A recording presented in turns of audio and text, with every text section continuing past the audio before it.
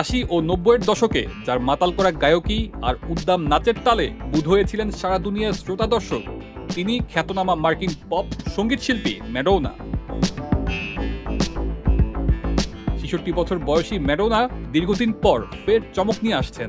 দীর্ঘ প্রায় ২০ বছর পর আবার তার confession on a dance floor অ্যালবামের সহযাত্রী স্টুয়ার্ট প্রাইসের সঙ্গে নতুন গান নিয়ে কাজ করছেন। বিষয়টি নিশ্চিত করে সামাজিক যোগাযোগ মাধ্যমে গায়িকা লেখেন, স্টুয়ার্ট প্রাইসের সঙ্গে নতুন মিউজিক তৈরি করছি। প্রস্তুতির সময়গুলো আমার জন্য আত্মার ওষুধের মতো কাজ করেছে। ২০২৫ সালে কে আমার নতুন মিউজিক শুনতে প্রস্তুত? ২০২৩ সালে হঠাৎ জীবাণু সংক্রমণ নিয়ে হাসপাতালে ভর্তি হওয়ায় তার সব কনসার্ট এবং বিশ্বভ্রমণ কিছু বছর বন্ধ রাখেন। তবে এবার ভক্তদের চমকে দিয়ে স্টুয়ার্ট প্রাইসের সঙ্গে নতুন গান নিয়ে আবার ক্যারিয়ারে ফিরছেন। প্রসঙ্গত, ম্যাডোনা ১৯৮২ সাল থেকে এ পর্যন্ত ১৪টি স্টুডিও অ্যালবাম, ৫টি লাইভ অ্যালবাম, ৬টি কম্পিলেশন অ্যালবাম, ৩টি সাউন্ড ট্র্যাক অ্যালবাম সহ ৮৩টি একক গান প্রকাশ করেছেন।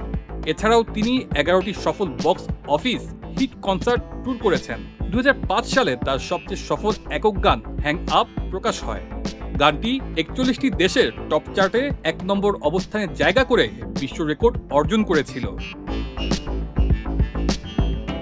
২০১৯ সালে ম্যাডোনার সবশেষ স্টুডিও অ্যালবাম ম্যাডাম এক্স প্রকাশ পায়। ২০২৩ সালে তিনি সেলিব্রেশন ট্যুরের মাধ্যমে তার ক্যারিয়ারে ৪০ বছরের সঙ্গীত যাত্রাকে উপভোগ করেছেন। এছাড়া ২০২২ সালে তিনি ফাইনালি এনাফ লাভ 50 নাম্বার ওয়ান্স নামে একটি রিমিক্স অ্যালবামও প্রকাশ করেন। ম্যাডোনা তার জীবন নিয়ে একটি সিরিজ বা ফিচার ফিল্ম তৈরির পরিকল্পনা করছেন। এখন দেখার বিষয় এই বয়সেও তিনি কতটা আলো ছড়াতে পারেন।